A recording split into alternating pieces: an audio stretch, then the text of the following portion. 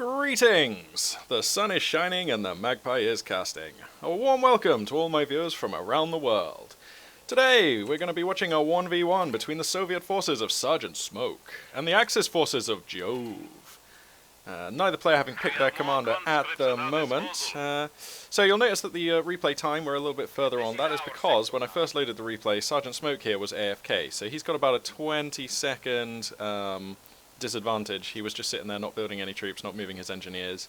But yeah, I guess he was maybe grabbing a drink or something, and he is now back, so we'll continue with the cast. So just bear that in mind. That's how come the Axis player has already completed his first tech building, and he's got dudes out on the map, whereas the Russian player's just, well, about 20 seconds behind.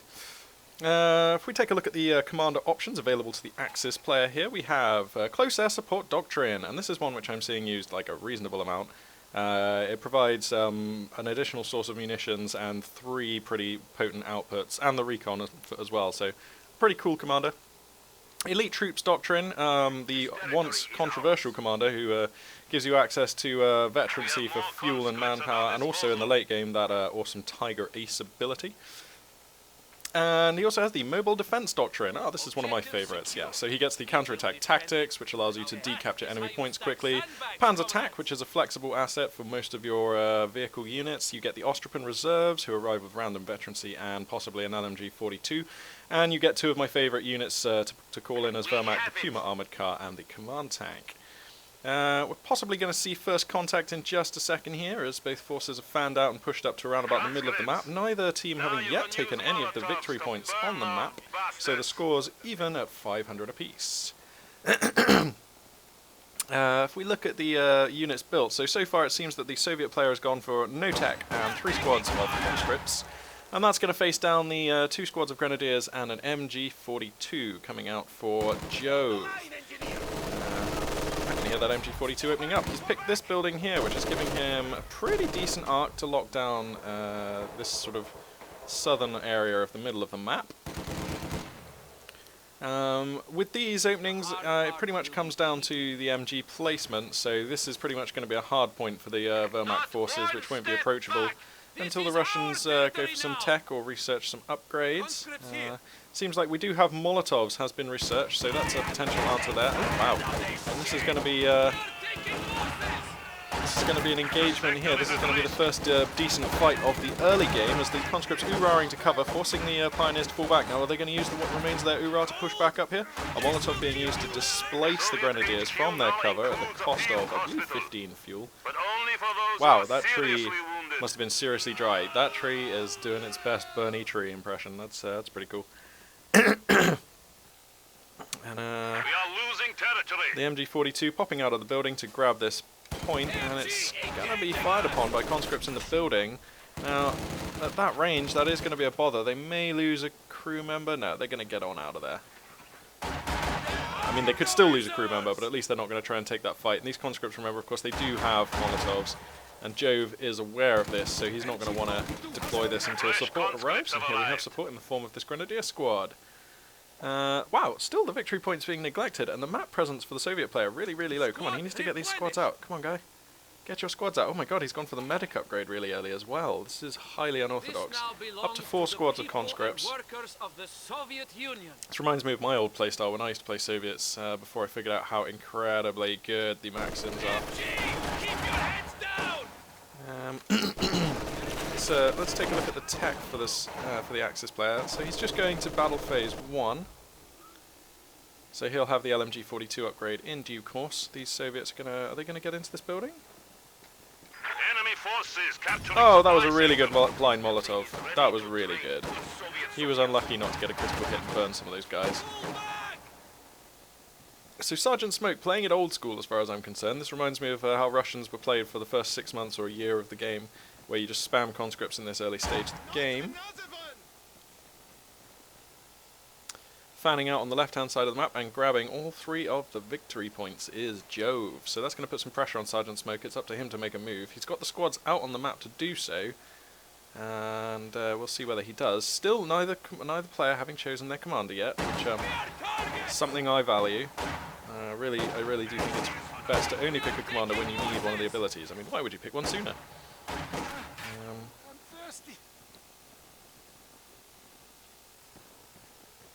Some sandbags and barbed wire coming up in the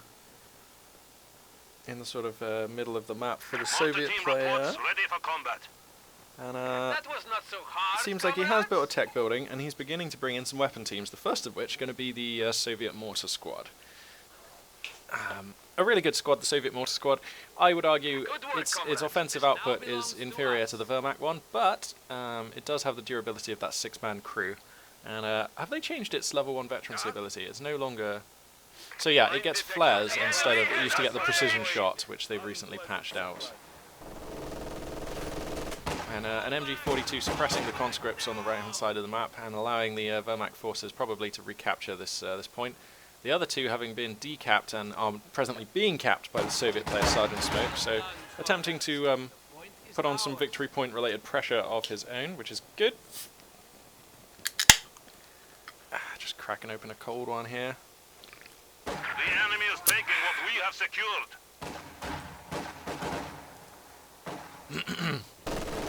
So, we have the Tech 2 Leichter Mechanized Company building being constructed here by Jove, and he's actually investing in a half-track. Now this I really like. He's also got a Pack 40 queued up beyond that, so preemptively, I mean he hasn't even seen a hint of vehicle yet, but preemptively getting that Pack 40 so he doesn't have to rely on, I don't know, Panzerfausts pretty much to take down any vehicles that come out. And here comes the half-track.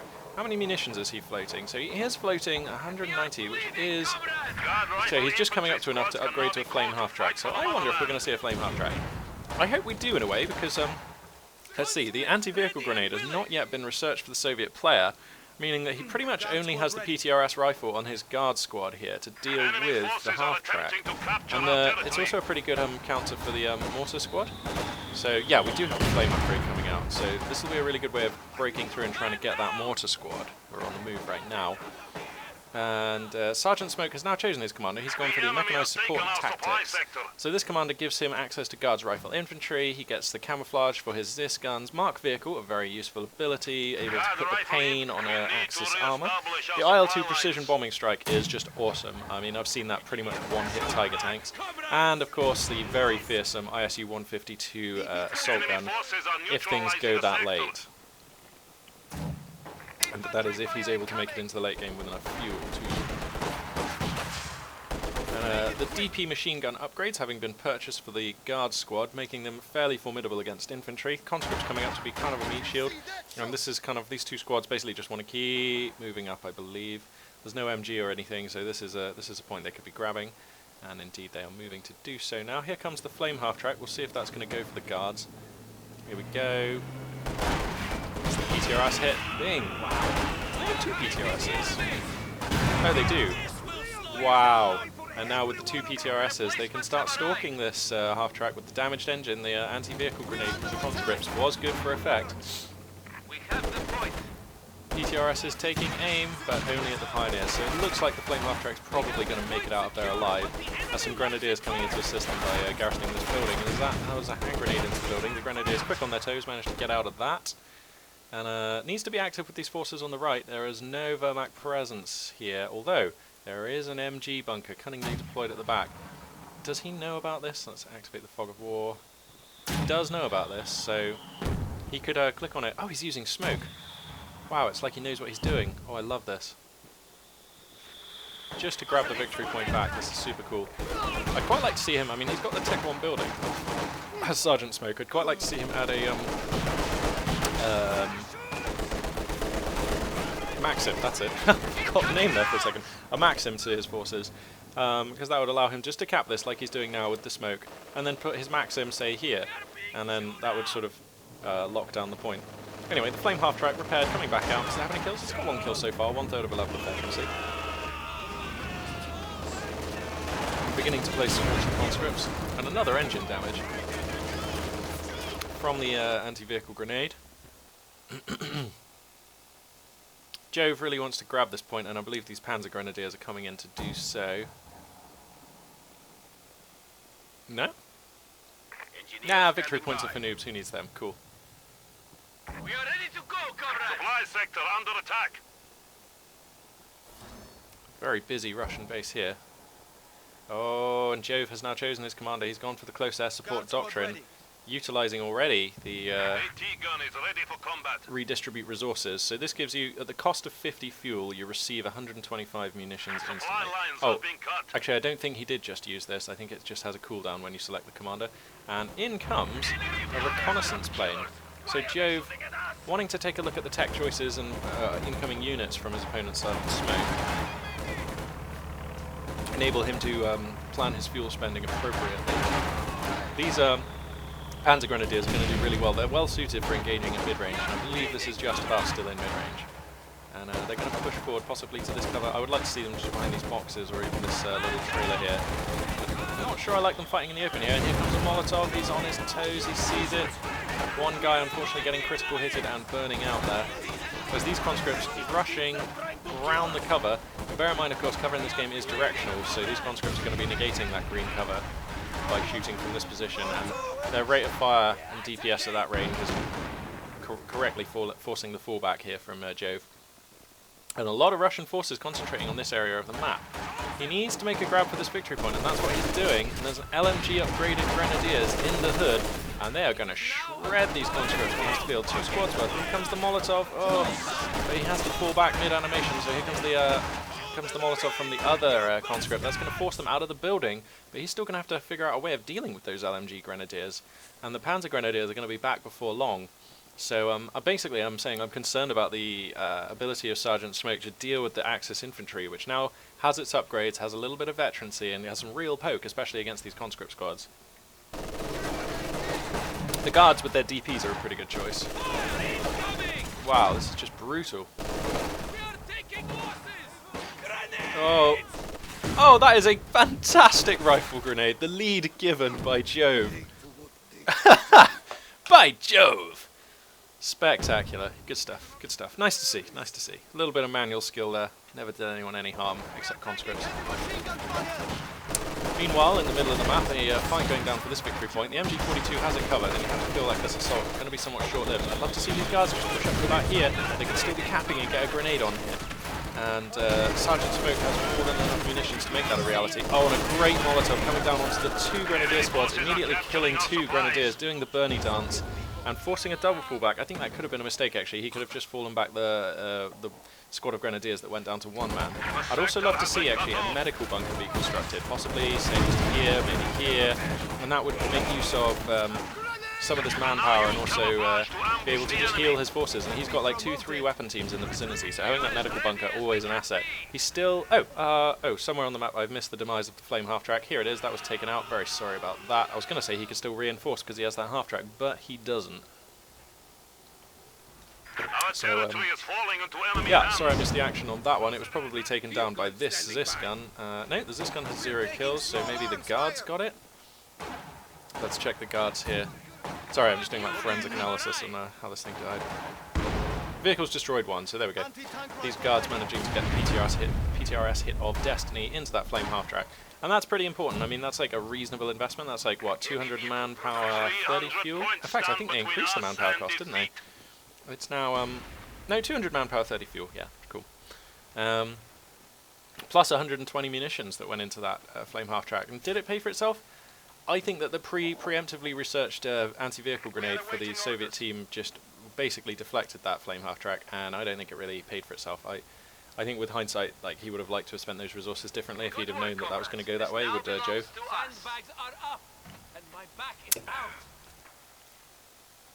More sandbags being constructed in good positions too. This is SgtSmoke cementing his control over the lower victory point. He needs to grab at least 1 more, of course, though. The score's now, he's nearly down to half, so we've got the Axis at 451 over the 270 or 279 of the Soviet player. So time beginning to run out now for SgtSmoke. Gotta make a move or think about doing something soon. And he's constructed his first Suchka, which is just coming out, and he's building a second one right behind it. So, pardon me, the Suchka again proving to be a very popular unit at the moment. I mean, this is a unit where there's a lot of discussion at the moment, but I think it's fair to say the general consensus is that it is overperforming for its cost. Certainly if you compare it to the Su-85, so either it's overperforming or the Su-85 is underperforming. I would like it to be said, I would like them to think that the Su-85 is underperforming and increase its performance to match. Only because I think that the Su-76 like finally feels like a useful unit, and it's basically been left out in the cold throughout the entire game's history. So, sorry, I realise that there are battles going on, but you don't need me to tell you what's going on, really. And I just thought it would be nice to discuss the Su-76 and its sort of historic role in the game so far. So yeah, I think it's nice to see the Su-76 used. I mean, I've always enjoyed it. I've always thought that the free barrage was a pretty good thing to have, but I've always known that whenever I built it, it wasn't really ever the optimal choice. You know, I'd only ever build it if I felt like a change or if I was already quite a long way ahead. But sort of second-guess Molotov here, going just in the wrong place. These Panzer Grenadiers, now behind the cover, are going to shred these conscripts. SgtSmoke on his toes, though, and I don't think I've seen him get squad wipe once this game. And again, proving his worth. And a bundle grenade. That's gonna hurt, and it does.